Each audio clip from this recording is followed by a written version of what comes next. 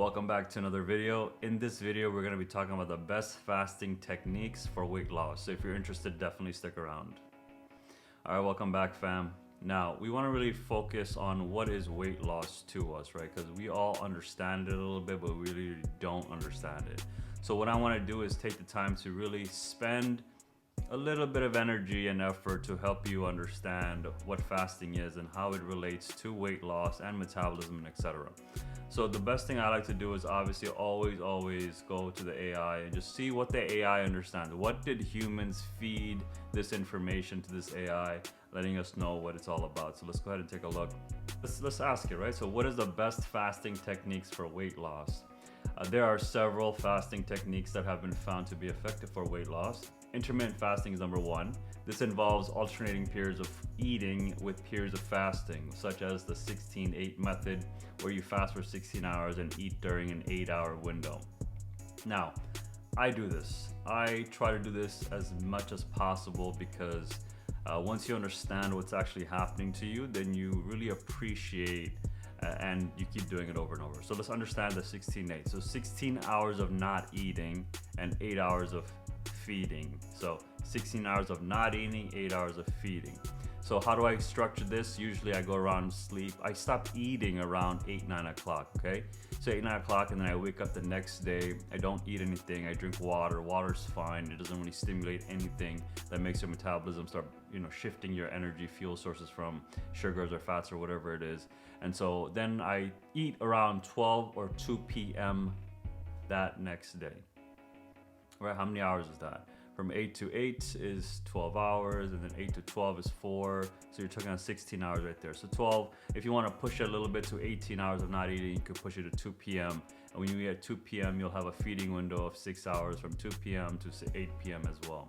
But irrespective of that, what's actually happening when you don't eat? So I leverage sleep to incorporate the time. Theoretically, you can start the timing from the moment you wake up to whatever the 16 hours is. But think about it logically. Why would you want to almost like go on a famine throughout the day when in fact you should technically be eating at nighttime? No, that doesn't make any sense to me. So I don't follow that prescription. But what I do understand is that when I incorporate my sleep, allowing no food to be in my digestive system while I sleep is great, because our body has a tendency to clean itself and repair itself and heal itself while it's sleeping. That's what recovery is. Sleep is recovery, right? Most people, don't really understand what sleeping is, and even myself have not been really acute or astute to my sleep for a while.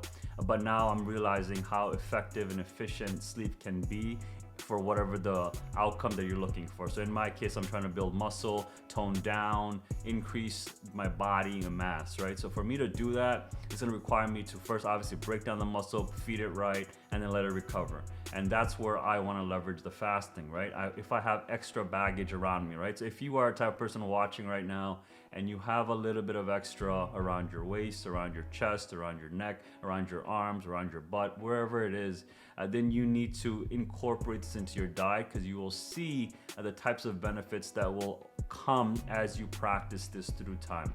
So 16 hours of not eating. So again, I leverage sleep. I don't eat. I wake up. Theoretically, we've been engineered and designed, not designed, but more like conditioned to eat in the morning, breakfast, etc., cereal, etc.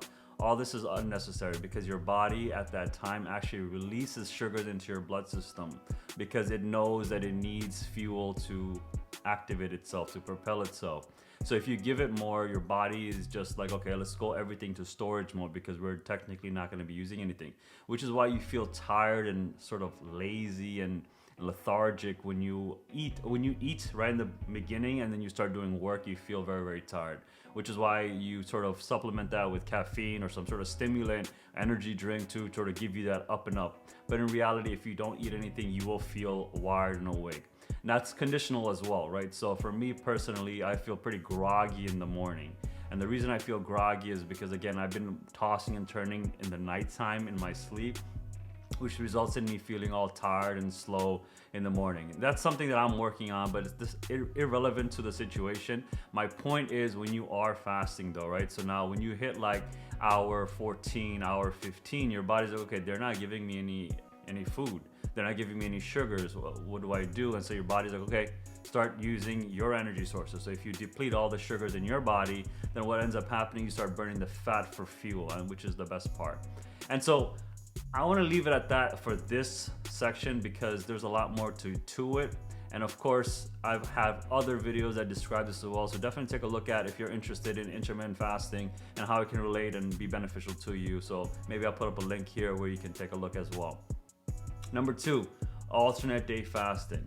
This involves eating normally one day and then fasting the next. This is just like you skipping a day and you fast for that day, and you can decide how long you want to fast, but theoretically and typically you want to fast for anywhere between 12 to 14 hours minimum, right? Because you just want your body to be like, hey, we need fuel, so let's go ahead and shift fuel type. It's like you getting a hybrid car. It uses gasoline when it has it, and then it uses electricity when it can. And that's literally what your body is doing, because when you are using sugars, you're using gasoline.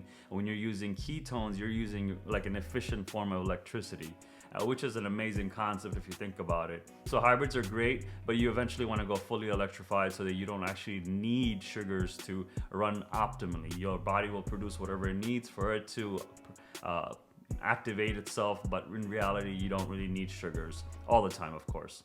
Ketones, great, and that's where the balance comes in. So alternate day, shifting a day. So Monday, do it. Tuesday, skip. Wednesday, do it. Thursday, skip. Friday, do it. Saturday, skip. Sunday, do it.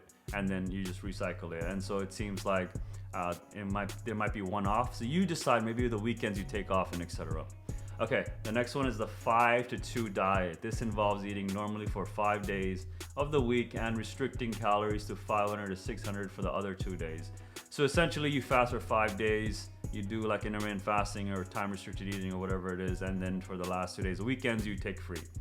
That's definitely doable, right? So this is all different degrees and levels for you to feel comfortable in actually allowing your body to go under something called autophagy, the body's ability to use ketones as fuel and at the same time do some spring cleaning within you. And lastly, for number 4 is going to be time restricted eating. This involves eating only during a specific window of time each day, such as within an 8-hour window, and fasting for the rest of the day. This is literally intermittent fasting, but then you choose when your feeding window will be, right? So maybe you like eating lunch at lunchtime, so maybe you like eating from 11 to 4 p.m. That's your window of eating. After that, you don't eat anymore. So it's very, very similar concept. We tend to sort of conflate it and confuse it with different meanings. At the end of the day, I want you to just remember that when you stop eating, you allow your body to activate processes within itself that normally will not get activated if you're continuously consuming. When you stop the consumption, your body let it do its thing, and as a result, you actually automate yourself going back into homeostasis, because at the end of the day, your body doesn't want extra fat, your body doesn't want extra anything. Your body just wants to help you be your best self, to preserve itself, if that makes sense. Now, if you found any value in this video, you know what to do. Definitely hit the like button, letting me know you like it. Also hit the dislike button. If you dislike the video, tell me why you disliked it in the comments below, so we can definitely improve upon it on future videos. At the same time, if you find any sort of value and you want to keep watching this stuff, go ahead and subscribe. And if you want to know when the next video will come out, usually I try to do it every other day, but as I build up the momentum, I will do it more and more. So hit that notification bell. YouTube will send you a notification on your phone letting you know that I've posted a new video, and I'm sure you do it for your other creators as well, but definitely do it if you would like to see it. And I love that feature, so I use it all the time. With that being said, guys, I appreciate each and every one of you to actually spend some time understanding how your body actually operates and optimize it to your genetic potential, right? Because we all want that at the end of the day. We want to live a long, prosperous life. Why not? All right, I'll see you in the next one. Take care. Bye.